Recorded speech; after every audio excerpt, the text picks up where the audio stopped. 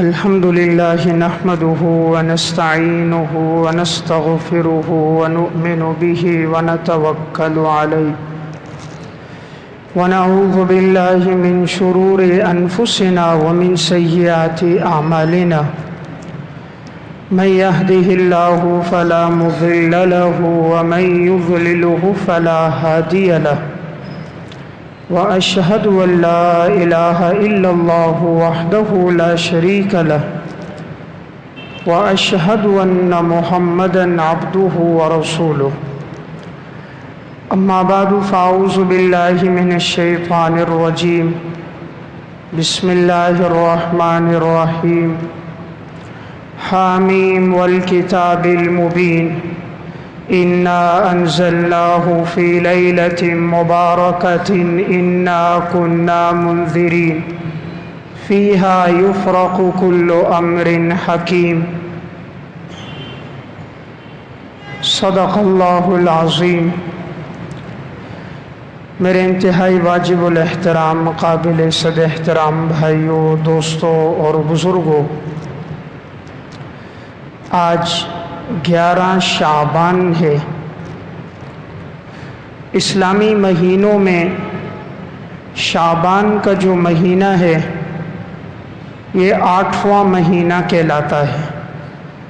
اس کے بعد رمضان المبارک کا مہینہ ہوتا ہے اور اس کے بعد شوال اور پھر ذی قعدہ اور ذی الحجہ۔ یہ مہینہ اس اعتبار سے بڑا ہی بابرکت اور باسعادت مہینہ ہے کہ اس مہینے کے بعد رمضان المبارک کے مہینے کا آغاز ہوتا ہے۔ نبی اکرم صلی اللہ علیہ وسلم دعا پڑھا کرتے تھے۔ امام بیہقی رحمۃ اللہ علیہ نے شعب الایمان میں یہ دعا نقل فرمائی ہے، اللہم بارک لنا فی رجب و شعبان وبلغنا رمضان۔ یا اللہ تو ہمارے رجب کے مہینے میں اور شعبان کے مہینے میں برکت عطا فرما، اور اے اللہ تو ہمیں رمضان کے مہینے تک پہنچا۔ تو آپ صلی اللہ علیہ وسلم رمضان کے آنے سے پہلے ہی ان 2 مہینوں میں برکت کی دعا فرماتے تھے۔ خود نبی اکرم صلی اللہ علیہ وسلم کا معمول یہ تھا کہ آپ رمضان المبارک کے علاوہ جس مہینے میں کثرت سے روزے رکھا کرتے تھے تو وہ یہ شعبان کا مہینہ تھا۔ اس مہینے میں آپ کثرت سے روزے بھی رکھتے اور عبادت بھی فرماتے تھے۔ اس مہینے میں ابھی ایک رات آنے والی ہے جسے شب برات کی رات کہا جاتا ہے۔ وہ 15 شعبان کی رات ہوتی ہے۔ آج جمعہ 11 شعبان ہے، تو یہ آنے والا جو پیر کا دن ہوگا، جب یہ دن گزر جائے گا تو منگل کی جو شب ہوگی وہ شب برات کی شب ہوگی، اور منگل کا دن 15 شعبان کا دن ہوگا۔ تو اس مہینے میں اور اسی ہفتے میں منگل کی جو شب آ رہی ہے اسے شب برات کہا جاتا ہے۔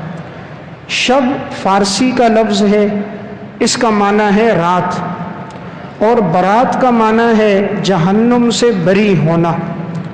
چونکہ اس رات میں بہت سارے لوگوں کو جہنم سے بری کیا جاتا ہے، اس وجہ سے اسے شب برات کہا جاتا ہے۔ قرآن کریم کی جو آیات میں نے آپ کے سامنے پڑھی یہ سورہ دخان کی ابتدائی آیات ہیں۔ اس میں اللہ رب العزت ارشاد فرماتے ہیں، حامیم والکتاب المبین انا انزلناہ فی لیلۃ مبارکۃ انا کنا منذرین فیہا یفرق کل امر حکیم۔ قسم ہے ہمیں روشن کتاب کی، یقیناً ہم نے قرآن کو نازل کیا ایک بابرکت رات میں، جس رات میں تمام حکمت والے کاموں کو تقسیم کیا جاتا ہے۔ تو اس بابرکت رات سے کیا مراد ہے؟ جمہور مفسرین کی رائے تو یہ ہے کہ اس سے مراد لیلۃ القدر ہے۔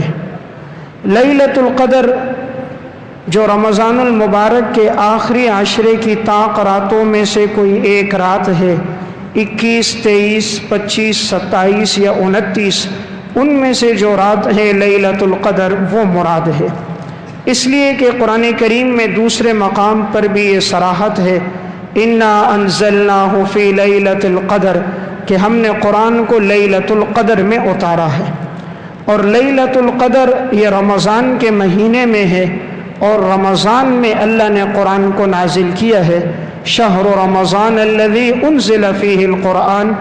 اس لیے جمہور کی رائے یہ ہے کہ سورہ دخان کی جو آیت ہے اس سے مراد لیلۃ القدر ہے، شب برات نہیں ہے۔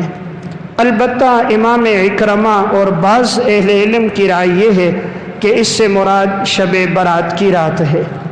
قرآن کریم میں شب برات کا تذکرہ تو نہیں ملتا، البتہ احادیث مبارکہ میں اس رات کا تذکرہ ملتا ہے۔ احادیث میں اس بارے میں جو روایات ہیں ان کی تعداد 10 تک بنتی ہے کہ جن روایات میں شب برات کا ذکر ہے، لیکن ان میں سے اکثر روایات ایسی ہیں جو سند کے اعتبار سے ان پر کلام ہے، لیکن چونکہ فضائل میں ضعیف حدیث پر عمل کیا جاتا ہے شرائط کے ساتھ، تو محدثین کے ہاں ان پر عمل ہے۔ اسی طرح حضرات سلف میں بھی اس رات میں عبادت کرنا اور اس کے اگلے دن روزہ رکھنا سلف میں بھی معمول رہا ہے۔ احکامات کی احادیث میں سختی اختیار کی جاتی ہے، لیکن فضائل کے بارے میں جو روایات ہوتی ہیں ان میں محدثین اکرام نرمی اختیار کرتے ہیں۔ تو اگرچہ ان روایات پر کلام ہے، لیکن تعدد طرق کی وجہ سے یہ روایات حسن لغیرہ کے درجے کو پہنچ جاتی ہیں، اس لیے ان سے استدلال کرنا اور اس رات میں عبادت کرنا یا اگلے دن روزہ رکھنا بہتر عمل ہے۔ اس بارے میں جو روایات ہیں وہ کن کن کتابوں میں ہیں؟ سنن ترمذی میں، سنن ابن ماجہ میں، اور امام بہقی رحمۃ اللہ علیہ نے شعب الایمان میں اس بارے میں احادیث نقل کی ہیں۔ علامہ تبریزی رحمۃ اللہ علیہ نے مشکات المصابیح میں بھی روایات ذکر کی ہیں۔ ان روایات میں ایک روایت ہے ام المومنین حضرت عائشہ رضی اللہ تعالی عنہا سے، وہ فرماتی ہیں کہ ایک مرتبہ میں نے رسول اللہ صلی اللہ علیہ وسلم کو اپنے بستر پہ نہ پایا، جب یہ سو کر اٹھیں تو حضور نہیں تھے، تو یہ سوچنے لگیں حضور کہاں چلے گئے، تو فرماتی ہیں میں باہر نکلی حضور کو تلاش کر رہی تھی، کرتے کرتے میں جب جنت البقیع قبرستان میں پہنچی تو وہاں آپ صلی اللہ علیہ وسلم موجود تھے۔ تو آپ صلی اللہ علیہ وسلم نے فرمایا کیا تم یہ سمجھتی ہو کہ اللہ اور اللہ کا رسول تمہارے ساتھ ناانصافی کریں گے؟ یعنی مطلب یہ تھا کہ ایسا نہیں ہے کہ میں تمہاری باری میں کسی اور کے پاس جاؤں گا، تمہاری باری تھی میں تمہارے پاس ہی تھا، لیکن چونکہ آج شب برات کی رات تھی تو حضور جنت البقیع قبرستان میں آئے۔ اس رات آپ صلی اللہ علیہ وسلم نے ان کے لیے دعا فرمائی۔ تو اس سے معلوم ہوتا ہے کہ اس رات حضور قبرستان گئے ہیں، لیکن یہ 23 سال کے دور میں صرف ایک مرتبہ کا واقعہ ہے۔ پورے 23 سالہ دور میں نبی اکرم صلی اللہ علیہ وسلم شب برات میں صرف ایک مرتبہ قبرستان گئے ہیں، اس لیے اگر کوئی زندگی میں ایک دفعہ اس رات میں قبرستان جاتا ہے تو کوئی حرج کی بات نہیں، لیکن اس کو لازم نہ سمجھا جائے اور نہ جانے والے پر نکیر نہ کی جائے اور اس کو فرض اور واجب کا درجہ نہ دیا جائے۔ آپ صلی اللہ علیہ وسلم پورے 23 سالہ دور نبوت میں ایک دفعہ اس رات میں قبرستان گئے ہیں، اس لیے اگر کوئی جانا چاہے تو وہ جا سکتا ہے۔ لیکن بعض لوگ قبرستان اس رات میں جا کر قبروں پہ دیا جلاتے ہیں، چراغ جلاتے ہیں، اس سے بچنا چاہیے، شریعت میں اس کی گنجائش نہیں۔ اسلام نے یہ حکم دیا ہے کہ انسان اگر قبرستان جائے تو مقصد اپنی آخرت کو یاد رکھیں کہ یہ لوگ ہماری طرح انسان تھے، دنیا سے چلے گئے اور میں نے بھی ایک دن دنیا سے جانا ہے اور اپنے اعمال کا میں نے حساب و کتاب دینا ہے، تو وہاں جا کر ان بدعات سے بچنا چاہیے۔ اس لیے بعض لوگ جو چراغاں جلاتے ہیں، چراغ جلانے سے گریز کیا جائے، گویا کہ یہ تو غیروں کا طریقہ ہے، انسان قبر کے اوپر آگ جلا رہا ہے تو اس سے تو بدفعلی نکلتی ہے کہ گویا قبر کے اندر بھی مردے کو آگ میں جلایا جائے، حالانکہ یہ مقصود نہیں، مردے کے ساتھ تو مقصود اللہ اس پہ رحمت کا معاملہ فرمائے۔ تو اس رات میں حضور ایک دفعہ گئے ہیں، اس لیے اگر کوئی اس رات قبرستان جانا چاہے تو جا سکتا ہے، لیکن اسے لازم نہ سمجھے۔ بعض لوگ اس رات میں جا کر قبروں کے اوپر گلاب کے پھول ڈالتے ہیں، اس سے گریز کرنا چاہیے۔ یہ پھول ڈالنا اور اسے لازم سمجھنا یہ بدعت ہے۔ آپ صلی اللہ علیہ وسلم کا پورے دور نبوت 23 سال کا ہے، آپ نے کبھی بھی کسی کی قبر پہ گلاب کے پھول نہیں ڈالے، نہ ہی آپ نے امت کو اس کا حکم دیا، نہ ہی حضرات صحابہ اور سلف میں اس کا رواج رہا۔ آپ صلی اللہ علیہ وسلم کے پورے دور میں ایک مثال ایسی ملتی ہے، صحیح بخاری اور مسلم کی روایت ہے کہ رسول اللہ صلی اللہ علیہ وسلم 2 قبروں کے پاس سے گزرے۔ آپ نے فرمایا ان دونوں قبر والوں کو عذاب ہو رہا ہے، اور کسی بڑے گناہ کی وجہ سے نہیں، یعنی عموماً تم اس کو چھوٹا گناہ سمجھتے ہو، لیکن ان کی وجہ سے ان دونوں کو عذاب ہو رہا ہے۔ آپ نے فرمایا ان میں ایک قبر والا وہ ہے احدہما یمشی بالنمیمہ، ایک وہ ہے جو چغل خوری کرتا تھا، اور دوسرا وہ تھا لا یستنزہ من البول، جو پیشاب کی چھینٹوں سے نہیں بچتا تھا۔ تو آپ نے فرمایا اس وجہ سے ان دونوں کو قبر میں عذاب ہو رہا ہے۔ تو رسول اللہ صلی اللہ علیہ وسلم نے کھجور کی ایک ٹہنی لے کر آپ نے اس کے 2 ٹکڑے فرمائے، اور آپ نے ان دونوں شاخوں کو قبر پہ گاڑ دیا، اور آپ نے فرمایا امید ہے کہ اللہ رب العزت جب تک یہ ٹہنیاں تر و تازہ رہیں گی تو اللہ قبر والوں کے عذاب میں تخفیف فرمائے گا۔ تو یہ پورے دور نبوت میں ایک واقعہ ہے۔ تو دیکھیں حضور نے یہاں کھجور کی ٹہنی گاڑی ہے، پھول نہیں ڈالے۔ اس لیے بعض لوگ جو یہ استدلال کر لیتے ہیں حضور نے پھول ڈالے ہیں، یہ بات غلط ہے۔ حضور نے کھجور کی ٹہنی گاڑی ہے۔ پھر نمبر 2، آپ صلی اللہ علیہ وسلم کو تو وحی سے پتہ چلا تھا کہ اس قبر والوں پہ عذاب ہو رہا ہے، وحی کا سلسلہ تو ختم ہو چکا۔ مجھے اور آپ کو نہیں پتا کون قبر والا عذاب میں ہے، کون راحت میں ہے۔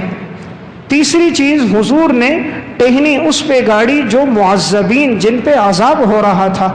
ہم پھول اس پہ ڈالتے ہیں جو مقربین ہوتے ہیں، نیک لوگ ہوتے ہیں، بزرگوں کی قبروں پہ ڈالے جا رہے ہوتے ہیں۔ پھر عرب کے ہاں گلاب کے پھول کا رواج نہیں تھا، نہ ہی اس کی وہاں پیداوار تھی۔ یہ پیداوار تو ایشیا میں ہے، عرب کے ہاں کھجور کی پیداوار، کھجور کے درختوں کی پیداوار تھی، تو آپ صلی اللہ علیہ وسلم نے وہاں کھجور کی ٹہنی گاڑی ہے۔ اس لیے اگر کوئی قبر کے کنارے اس وجہ سے لگا دے تو بہرحال اس کی تو گنجائش ہوگی، لیکن اس چیز کی گنجائش نہیں ہے۔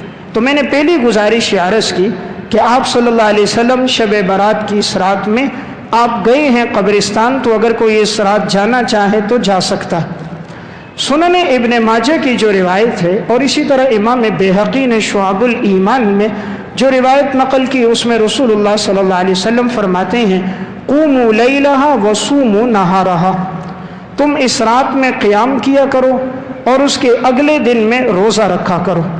اس لیے اس ہفتے میں جو منگل کی شب آئے گی وہ 15 شعبان کی رات ہے۔ اس رات میں اگر کوئی عبادت کرتا ہے تو عبادت کرنا مستحب اور اولا امر ہے، اور اس کے اگلے دن روزہ رکھنا منگل کے دن، یہ بھی بہتر اور اولا عمل ہے کہ انسان روزہ رکھے۔ ایک تو اس وجہ سے کہ آپ نے روزہ رکھنے کا حکم ارشاد فرمایا، دوسرا اس وجہ سے کہ یہ ایام بیز ہیں۔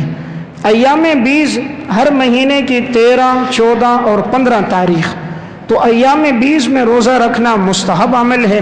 اس وجہ سے بھی اگر کوئی منگل کے دن روزہ رکھتا ہے 15 کو، اور اس سے پہلے پیر 14 کو، اس سے پہلے اتوار 13 کو روزہ رکھتا ہے، تو یہ ایام بیز میں روزہ رکھنے کا ثواب بھی اسے ملے گا۔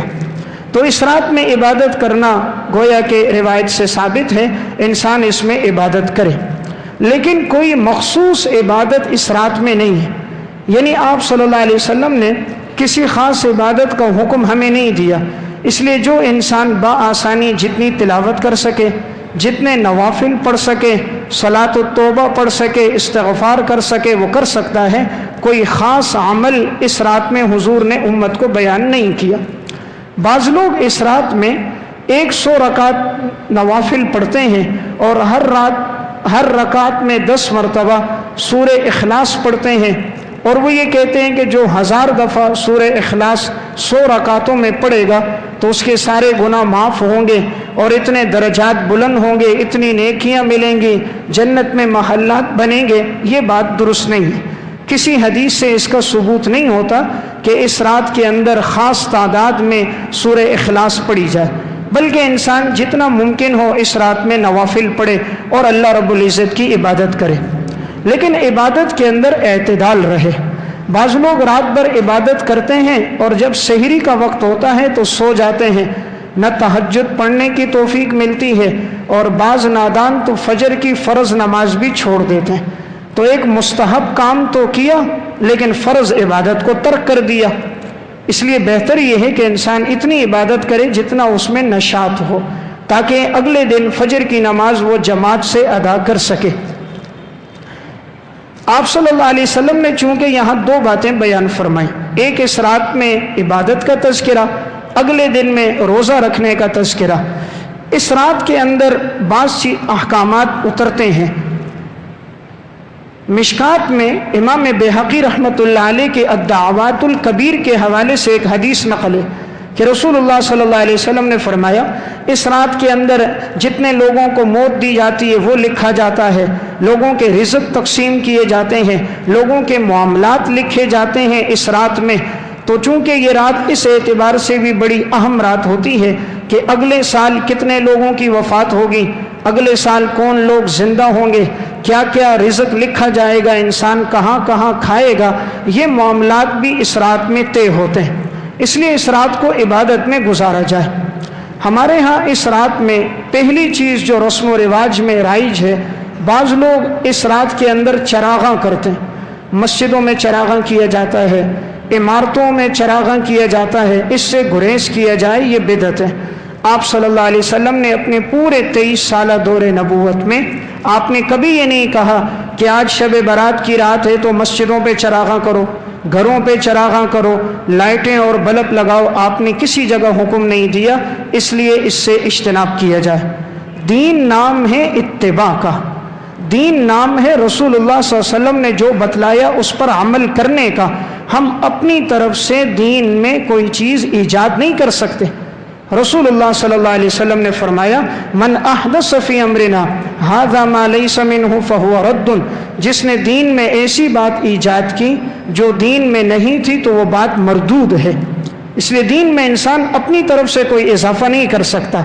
دین نام ہے نبی اکرم صلی اللہ علیہ وسلم کے پیچھے چلنے کا۔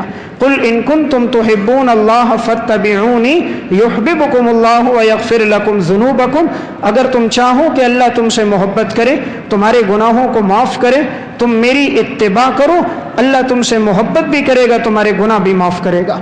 تو اس دن چراغاں کرنے کا ثبوت نہیں ہے۔ اسی طرح بعض لوگ شب برات کی رات میں حلوے تقسیم کرتے ہیں۔ عموماً گھروں میں حلوہ بنایا جاتا ہے اور علاقے میں اسے تقسیم کیا جاتا ہے، اس عمل سے بھی اجتناب کیا جائے، یہ عمل بھی بدعت ہے۔ اور لوگ اس کے لیے ثبوت یہ دیتے ہیں کہ آپ صلی اللہ علیہ وسلم کے غزوہ احد میں جب دندان مبارک شہید ہوئے تو آپ نے اس رات میں حلوہ تقسیم کیا تو وہ شب برات کی رات تھی۔ یہ بات ٹھیک نہیں ہے۔ غزوہ احد پیش آیا ہے سن 3 ہجری شوال کے مہینے میں، سن 3 ہجری شوال کے مہینے میں غزوہ احد ہوا ہے، اور شوال کا مہینہ آتا ہے رمضان کے بعد، اور یہ مہینہ ہے شعبان کا۔ شعبان میں غزوہ احد ہوا ہی نہیں ہے۔ جب ہوا ہی نہیں ہے تو حضور کے دندان کیسے شہید ہوئے اور آپ نے حلوہ کیسے تقسیم کیا؟ اس لیے یہ بات ٹھیک نہیں ہے۔ بعض لوگ کہتے ہیں جی اس لیے حلوہ تقسیم ہے کہ حضرت حمزہ شہید ہوئے ہیں اس وجہ سے کر رہے ہیں، تو یہ بات بھی غلط ہے۔ حضرت حمزہ کی شہادت بھی غزوہ احد میں ہوئی ہے، اور احد میں نے عرض کیا کہ سن 3 ہجری شوال میں ہوا ہے، رمضان کے بعد کے مہینے میں، اس مہینے میں نہیں ہوا۔ اس وجہ سے اس دن حلوہ تقسیم کرنا، اس سے گریز کیا جائے۔ حلوہ کھانا حرام نہیں ہے، لیکن دین میں اضافہ کرنا ٹھیک نہیں۔ جو لوگ یہ تقسیم کرتے ہیں وہ اس نیت سے کرتے ہیں کہ اس میں اجر و ثواب ہے، اللہ کے ہاں درجات بلند ہوں گے، تو دین میں انسان اضافہ نہیں کر سکتا۔ جو بات حضور نے بتائی، اللہ نے بتائی، ہم اس پہ عمل کریں گے۔ ہم اپنی طرف سے دین میں پیوندکاری نہیں کر سکتے۔ ایک بات یاد رکھیں، شریعت میں جو چیز مطلق ہے اسے جو مقید کرے گا وہ بدعت ہے، عام کو خاص کرنا، خاص کو عام کرنا بدعت ہوتا ہے۔ مثلاً اب بیت اللہ کا طواف خاص ہے، شریعت نے حکم دیا ہے بیت اللہ کا طواف کرو، اب یہ بیت اللہ کے ساتھ خانہ کعبہ کے ساتھ خاص ہے۔ اب کوئی آئے اس مسجد کا طواف شروع کر دے، بولے بھائی کیوں کر رہا ہے؟ کہا جی بیت اللہ کا معنی اللہ کا گھر، اور یہ بھی تو مسجد خدا کا گھر ہے، تو جب اس کا طواف ہے تو میں اس کا بھی طواف کروں گا، تو یہ کام بدعت ہوگا، اس لیے کہ وہ طواف اس کے ساتھ خاص ہے بیت اللہ کے ساتھ، اس کے علاوہ کسی گھر کا طواف نہیں۔ تو خاص کو عام کرنا بھی بدعت ہے۔ اسی طرح جو چیز عام ہو اس کو خاص کرنا بھی بدعت ہے۔ شریعت نے کہا تم ایصال ثواب کرو مردوں کے لیے جب چاہو، 30ویں دن ہو، 10ویں دن ہو، 11ویں دن ہو، 39ویں دن ہو، لیکن اب اگر کوئی خاص کرتا ہے کہ ہم مردوں کو ایصال ثواب صرف 30ویں میں کریں گے، صرف 40ویں میں کریں گے، پورے 1 سال کے بعد کریں گے، تو یہ عام کو خاص کرنا بدعت ہے۔ جب شریعت نے اس کو عام رکھا ہے کہ تم جس دن چاہو کرو، ہر دن اللہ کی طرف سے ہیں، ہر دن کو میرے رب نے پیدا کیا، اور رب نے اس کی تخصیص نہیں کی، آپ کے پیغمبر نے تخصیص نہیں کی، اس لیے ایصال ثواب ہر دن ہو سکتا ہے۔ اسی طرح اگر کوئی اللہ کے نام پہ بریانی یا حلوہ تقسیم کرے، وہ ہر دن کر سکتا ہے، اس کے لیے شب برات کا انتظار کرنا اور اس رات میں ہی تقسیم کرنا یہ ٹھیک نہیں ہے۔ ہمیں رسم و رواج پہ نہیں چلنا، ہمیں اللہ اور اللہ کے رسول کے طریقے پہ چلنا ہے۔ ہم نے دیکھنا ہے کہ پیغمبر صلی اللہ علیہ وسلم نے ہمیں کیا تعلیمات دی۔ اسی طرح بعض لوگ اس رات میں پٹاخے ہیں اور اس رات کے اندر آتش بازی کرتے ہیں، ہزاروں روپے اس میں ضائع ہو جاتے ہیں، اس سے بھی بچا جائے، اس لیے کہ اس میں ایذائے مسلم ہے۔ ایک تو انسان کے مال کا ضیاع ہے کہ ہزاروں روپے اس میں ضائع کر رہا ہے جس کا ثواب کوئی نہیں، اور الٹا مسلمان کو تکلیف دینا ایک گناہ کا کام ہے۔ کتنے بچے گھروں میں سوئے ہوتے ہیں، بچوں کو تکلیف ہوتی ہے، بوڑھوں کو ہوتی ہے، بیماروں کو تکلیف ہوتی ہے، شریعت مسلمان کو تکلیف دینے کی اجازت نہیں دیتی۔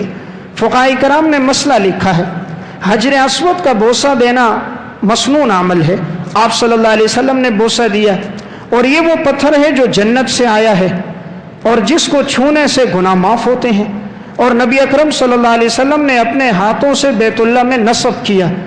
لیکن اگر اس پتھر کو چھونے کے لیے، بوسہ لینے کے لیے اگر انسان آگے بڑھتا ہے، دوسروں کو دھکے دیتا ہے، کوہنیاں مارتا ہے اور اپنا راستہ آگے بناتا ہے، تو بجائے ثواب کے الٹا گناہگار ہوگا۔ اس لیے گناہگار ہوگا، یہ مسلمان کو تکلیف دے رہا ہے۔ تو اسلام ایذائے مسلم کی اجازت نہیں دیتا۔ اب جو اس رات کے اندر آتش بازی کرتے ہیں وہ دوسروں کو تکلیف دے رہے ہیں، ایذائے مسلم ہے، اس کی اجازت نہیں۔ فقہاء نے مسئلہ لکھا ہے، اگر ایک آدمی کے جسم سے بدبو آ رہی ہے، تعفن اٹھ رہا ہے، جسم پہ دانے ہیں، پیپ بہہ رہی ہے، خون بہہ رہا ہے، جس سے دوسرے لوگوں کو کے لیے کھڑا ہونا مشکل ہے، ایسے آدمی کو چاہیے اپنی نماز گھر پہ پڑھے، مسجد میں نہ آئے، تاکہ لوگوں کی وہ اذیت دینے کا سبب نہ بنے۔ تو اس سے معلوم ہوتا ہے ایذائے مسلم جائز نہیں ہے۔ آپ صلی اللہ علیہ وسلم فرما رہے ہیں جب تم مسجد آؤ تم کچا پیاز کھا کے نہ آؤ، آپ فرما رہے ہیں تم کچا لہسن کھا کے نہ آؤ، اس لیے کہ تمہارے منہ سے بدبو آئے گی اور جو فرشتے ہیں ان کو تکلیف پہنچے گی۔ تو آپ نے، پیاز ایک حلال چیز ہے، لہسن ایک حلال چیز ہے، لیکن فرشتوں کو، ساتھ والے مسلمانوں کو تکلیف کا ذریعہ بنے تو حلال چیز کھانا بھی ٹھیک نہیں۔ اور یہ آتش بازی کرنا یہ تو ہے ہی حرام، پیسے کا ضیاع ہے، مال کا ضیاع ہے۔ اس میں ماضی کے کتنے واقعات موجود ہیں، کتنے لوگوں کے گھر جل گئے، کتنے کو جسم جل گئے، کتنوں کے کپڑے جل گئے، اس لیے اس سے بھی انسان اپنے آپ کو بچائے کرے۔ بعض لوگ اس رات میں صلاۃ التسبیح کی نماز جماعت سے پڑھتے ہیں، تو یاد رکھیں جماعت کے ساتھ نفل نماز نہیں ہوتی، نفل نماز انفرادی پڑھی جاتی ہے، اکیلے انسان پڑھے گا، جماعت کے ساتھ نہیں ہے۔ جماعت کے ساتھ وہ نمازیں جن کا شریعت میں ثبوت ہے، جیسے فرض نمازیں ہیں، تراویح کی نماز ہے، صلاۃ الکسوف کی نماز ہے، جنازے کی نماز ہے، عیدین کی نماز ہے، یہ وہ نمازیں ہیں جن کا ثبوت شریعت میں جماعت سے ہے۔ اس کے علاوہ جو نمازیں ہیں جیسے تحیۃ المسجد ہے، تحیۃ الوضو ہے، صلاۃ الحاجہ ہے، صلاۃ التسبیح ہے، یہ سب وہ نمازیں جو انسان اکیلے ادا کرے گا، یہ انفرادی ہیں، اس میں جماعت نہیں۔ تو اگر اللہ تعالیٰ کسی کو توفیق دے تو اس رات میں صلاۃ التسبیح کی نماز بھی پڑھے، اس نماز کی بہت زیادہ فضیلت حدیث میں آئی ہے۔ آپ صلی اللہ علیہ وسلم نے اپنے چچا حضرت عباس سے فرمایا تھا چچا جان یہ نماز تم روزانہ پڑھو، روزانہ نہ ہو تو ہفتے میں، ہفتے میں نہ ہو تو مہینے میں، مہینے میں نہ ہو تو سال میں، سال میں نہ ہو تو زندگی میں ایک دفعہ ضرور پڑھو۔ اس نماز میں 300 دفعہ کلمات پڑھے جاتے ہیں، سبحان اللہ والحمد للہ ولا الہ الا اللہ واللہ اکبر، ہر رکعت میں 75 دفعہ۔ اس کے پڑھنے کا مختصر طریقہ یہ ہے کہ جب انسان ثنا پڑھ لے تو ثنا پڑھنے کے بعد 15 دفعہ پڑھے، اور پھر جب سورت پڑھے اور اس کے بعد سورت ملا لے پھر 10 دفعہ پڑھے، تو یہ 25 دفعہ ہوں گے۔ پھر رکوع میں 10 دفعہ، پھر رکوع سے اٹھ کر 10 دفعہ، پھر پہلے سجدے میں 10 دفعہ، پھر پہلے سجدے سے بیٹھ کر اس میں 10 دفعہ، پھر دوسرے سجدے میں 10 دفعہ، تو یہ ایک رکعت میں 75 دفعہ ہوں گے۔ تو 4 رکعتوں میں یہ 300 دفعہ ہے، اور اس سے انسان کے اگلے پچھلے چھوٹے بڑے صغیرہ کبیرہ حدیث میں آتا ہے سارے گناہ معاف ہو جاتے ہیں۔ تو اگر کوئی پڑھنا چاہے اس رات میں یہ عبادت کرے، لیکن انفرادی کرے، جماعت کے ساتھ نہ پڑھے۔ اس رات میں اللہ تعالیٰ کتنے لوگوں کی بخشش فرماتے ہیں۔ سنن ترمذی کی روایت ہے، ام المومنین حضرت عائشہ رضی اللہ تعالیٰ عنہ سے فرمایا کہ رسول اللہ صلی اللہ علیہ وسلم نے فرمایا اللہ تعالیٰ اتنے لوگوں کو اس رات جہنم سے بری کرتے ہیں جتنا قبیلہ بنو کلب کی بکریوں کے جسم پہ بال ہیں۔ عرب میں جس قبیلے کے پاس سب سے زیادہ بکریاں تھیں وہ بنو کلب کا قبیلہ تھا، ان کے ہاں بکریاں سب سے زیادہ تھیں، اور اب ہر بکری کے صرف ایک بکری انسان لے لے اور اس کے جسم کے بال گننا شروع کر دے تو کتنے بال ہوں گے؟ اور جب قبیلے کے سب سے بڑا قبیلہ جس کے ہاں بکریاں ہوں، پھر بکریوں کی تعداد نہیں بالوں کی تعداد یہ گننا کس قدر مشکل ہے۔ تو آپ نے فرمایا جتنا قبیلے بنو کلب کی بکریوں کے جسم پہ بال ہیں اتنا اللہ تعالیٰ اس رات میں لوگوں کو جہنم سے بری کرتا ہے، اور یہ روایت شعب الایمان بہقی میں بھی ہے۔ تو اس لیے یہ رات جہنم سے بری ہونے کی رات ہے، جتنا ممکن ہو سکتا ہے انسان اس رات میں عبادت کر دے، ممکن ہو تو اگلے دن روزہ رکھ لے، تلاوت میں اپنا وقت گزار دے۔ بعض لوگ اس رات میں مسجدوں میں جمع تو ہوتے ہیں لیکن عبادت کم ہوتی ہے، گپ شپ زیادہ ہوتی ہے۔ بعض جمع ہوتے ہیں، سیلفیاں بناتے ہیں، دائیں بائیں گھومتے ہیں، وقت ضائع کرتے ہیں، اور صبح جب سحری کا وقت ہوتا ہے تو سو جاتے ہیں۔ نفل عبادت میں اصل یہ کہ وہ گھر میں ادا کی جائے، نوافل کو اصل گھر میں انسان پڑھے۔ فرض نماز کے لیے جماعت کا حکم ہے، تو اس رات میں جتنی عبادت کرنی ہے گھر میں کی جائے۔ حدیث میں بھی آتا ہے اپنے گھروں کو قبرستان نہ بناؤ، یعنی گھروں کے اندر عبادت کا حصہ رکھا جائے، گھر میں انسان کرے تاکہ بیوی بچے بھی دیکھ کر وہ بھی عبادت کو اپنانا شروع کریں۔ بڑے افسوس کی بات ہے ہمارے گھر میں ہر قسم کا روم ہوگا، ڈرائنگ روم الگ ہوگا، کھانے کے لیے روم الگ ہوگا، ٹیلی ویژن کے لیے روم الگ ہوگا، مہمانوں کے لیے الگ کمرہ ہوگا، عبادت کے لیے کوئی کمرہ ہمارے گھروں میں نہیں ہوتا۔ 240 گز کا مکان ہوگا، 480 گز کا ہوگا، ہر چیز کے لیے کمرہ بنایا، ٹیلی ویژن دیکھنے کی جگہ یہ، کھانے کی جگہ یہ، لیکن اس مسلمان نے اپنے گھر میں خدا کی عبادت کے لیے کمرہ کوئی نہیں بنایا۔ دیہاتوں میں آپ چلے جاؤ، چھوٹی سی جگہ ہوتی ہے لیکن ہر گھر میں عبادت کی جگہ سب سے پہلے بنائی جاتی ہے کہ یہ ہماری مسجد کی جگہ ہے، یہ عبادت کی جگہ ہے۔ اب میں سفر پہ گیا، مختلف علاقوں میں گیا، چار سدہ میں، شب قدر، مردان، بنیر، تو بعض ساتھی کھانے کے لیے اصرار کرتے، تو جب جانا ہوتا پتہ چلتا جی یہ جو جگہ ہے یہ ہماری عبادت کی جگہ ہے۔ الحمدللہ اس میں انہوں نے صفیں بچھائی ہوتی، قرآن پڑھے ہوئے ہوتے، تسبیحات رکھی ہوئی ہوتی، بچے بھی وہاں عبادت کرتے، عورتیں بھی عبادت کرتی۔ تو جب گھروں میں ایسی جگہ ہوگی تو عبادت کا شوق بھی پیدا ہوگا، اور جب ٹیلی ویژن 22 انچ کا لگا ہوگا کمرے میں تو پھر بچے وہی دیکھیں گے۔ تو بہرحال اس رات میں بہتر یہ کہ جتنا ممکن ہو انسان عبادت کرے۔ اب اس رات میں سب کی مغفرت ہے لیکن بعض لوگ ایسے ہیں جن کی مغفرت نہیں۔ حدیث میں چند لوگوں کا تذکرہ آیا۔ اب وہ کون لوگ ہیں کہ جن کی اس بخشش والی رات میں بھی مغفرت نہیں ہوگی؟ ان میں سب سے پہلا انسان وہ ہوگا جو قاتل نفس ہے، کسی انسان کو ناحق قتل کرنے والا ہے۔ تو جو کسی انسان کو ناحق قتل کرے گا اس رات میں اس کی مغفرت نہیں ہوگی۔ ناحق قتل کرنا بہت بڑا گناہ ہے۔ قرآن کریم میں وَمَن يَقْتُلْ مُؤْمِنًا مُتَعَمِّدًا فَجَزَاؤُهُ جَهَنَّمُ خَالِدًا فِيهَا غَضِبَ اللَّهُ عَلَيْهِ وَلَعَنَهُ وَأَعَدَّ لَهُ عَذَابًا عَظِيمًا۔ جو کسی کو ناحق قتل کرے مسلمان کو، اس پہ اللہ کا غضب ہے، اللہ کی لعنت ہے، وہ جہنم میں رہے گا اور ہمیشہ کے لیے رہے گا۔ تو پہلا انسان ہے قاتل۔ دوسرا آدمی جس کی بخشش نہیں ہوتی وہ ہے مشاہن۔ مشاہن کہتے ہیں اپنے دل میں کسی مسلمان کے لیے کینہ اور نفرت رکھنا۔ تو اگر کوئی آدمی اپنے دل میں کسی مسلمان کے لیے بغض رکھتا ہے، نفرت رکھتا ہے، تو اس رات میں اس کے لیے مغفرت نہیں۔ اس لیے انسان کوشش کرے اپنے دل میں کسی مسلمان کے لیے کینہ، حسد اور بغض نہ ہو، ہر مسلمان کے لیے دعا ہو، ہر مسلمان کے ساتھ اس کا حسن سلوک ہو، زندگی ایسی گزار کے جائے کہ وہ دنیا میں نہ ہو تو لوگ اس کو یاد کریں کہ واقعی ایک ایسا انسان تھا، جب وہ بات کرتا تھا تو گویا اس کے منہ سے پھول نکلتے نظر آتے تھے، ایسا انسان تھا کہ گویا کہ وہ اپنے دامن سے پھولوں کو تقسیم کرتا تھا، جس جگہ جاتا تھا اس کے پھولوں کی مہک سے پورا علاقہ اور گلی معطر ہو جاتی تھی۔ زندگی ایسی گزار کے انسان جائے کہ ہر آنکھ اس کے پیچھے اشک بار ہو، آسمان کے فرشتے بھی روئیں، زمین کے انسان بھی روئیں کہ کوئی نیک انسان تھا، سخی انسان تھا، لوگوں پہ خرچ کرنے والا تھا، دکھ درد میں شریک ہونے والا تھا، غم خوشی میں ساتھ دینے والا تھا، اچھے اخلاق سے بات کرنے والا تھا، یہ انسان اللہ کو پسند ہے۔ تو اس لیے کینہ جو رکھے گا اس کی اس رات میں مغفرت نہیں۔ اسی طرح تیسرا آدمی جس کی مغفرت نہیں ہے وہ ہے مدمن خمر۔ شعب الایمان کی ایک روایت میں آتا ہے 3 آدمی جنت میں داخل نہیں ہوں گے، اور ایک روایت میں اللہ ان کی طرف نظر رحمت نہیں فرمائے گا۔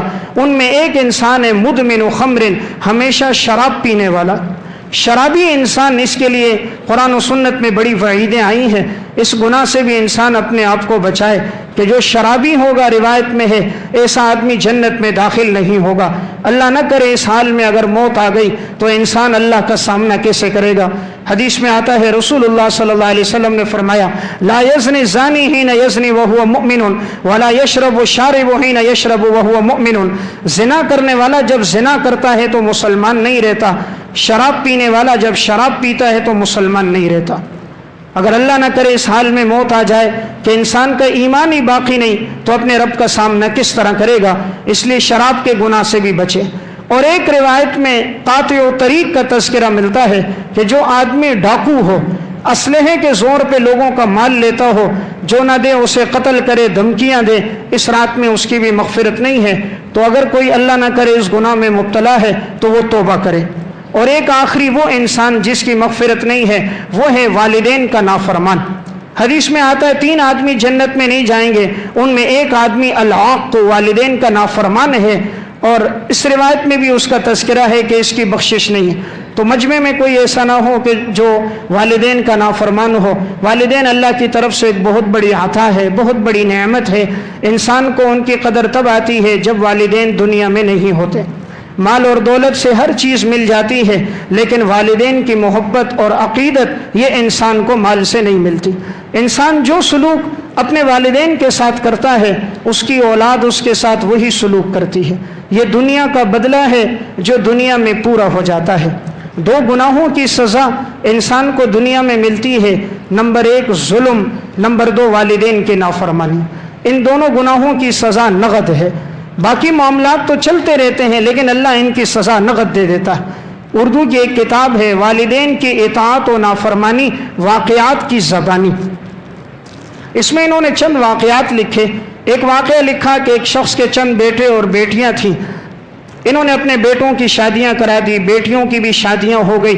اب یہ شخص بڑھاپے کو پہنچ گیا، گھر والی تھی وہ بھی بڑھاپے کو پہنچ گئی، ان کے ہاں نوکر بھی تھے، خدمت کرنے والے بھی تھے۔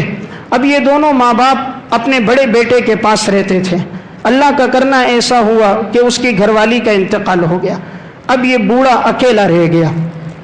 اب بڑے بیٹے نے ابتدا میں تو کہا کہ میں خدمت کروں گا، اپنے والد کو اپنے ساتھ ایک مکان میں نیچے کی منزل میں رکھا، دوسری منزل میں یہ بڑا بیٹا رہتا اور اس کے بچے رہتے۔ ابتدا میں تو پوتے بھی ملنے آتے، نواسے بھی ملنے آتے تھے۔ وقت جیسے جیسے گزرتا گیا اور بیماری بڑھتی گئی تو آہستہ آہستہ سب نے ساتھ دینا چھوڑ دیا۔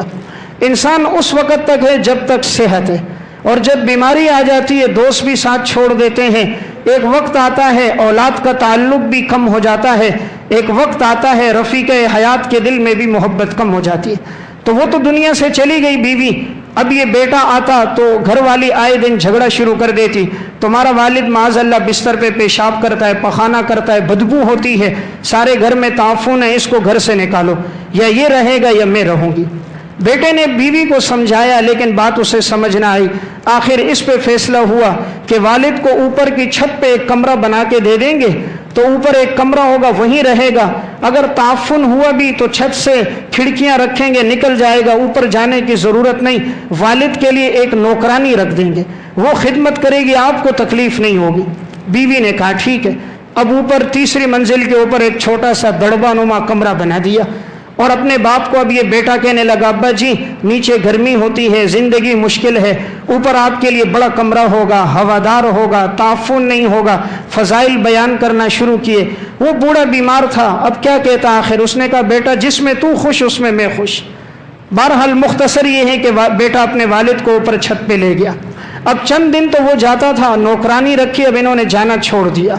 اور اب گھر والی نے کہا تمہارے والد کے لیے جو برتن خریدتے ہیں وہ پلاسٹک کے, اس لیے کہ وہ بیمار ہے, جس برتن میں کھائے گا اس میں اگر ہم بھی کھائیں گے تو جراثیم لگیں گے تو بیماریاں منتقل ہوں گی. بہتر ہے اس کے لیے الگ سے پلاسٹک کے کوئی الگ سے برتن لے لو. الگ سے ایک پلیٹ لے لی, الگ سے اس کے لیے گلاس خرید لیے. اب یہ خود نہیں جاتے تھے, بیماریاں لگیں گی, بچوں کو اوپر جانے نہیں دیتے تھے. نوکرانی رکھی تھی, وہ کھانا دے دیتی اور کھانا جب کھاتے اوپر وہیں پلیٹ دھو لیتی. چند ماہ گزر گئے, اللہ کا کرنا موت تو برحق ہے. آخر اس بوڑھے کا انتقال ہو گیا. اب انتقال کے بعد تجہیز و تکفین جب ہو گئی تو اب یہ بیٹا اوپر چڑھا اپنے والد کے کمرے کو دیکھنے کے لیے. اس کے ساتھ اس کا چھوٹا بیٹا بھی ساتھ چڑھ گیا.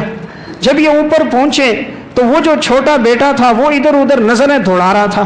اس نے کہا بیٹا کیا تلاش کر رہے ہو؟ اس نے کوئی جواب نہ دیا. آخر وہ جو چارپائی کے نیچے پلاسٹک کی پلیٹ اور برتن تھے وہ اس نے اٹھائے, اپنے ہاتھ میں لے لیے. باپ نے کہا بیٹا اس سے کیا کرو گے؟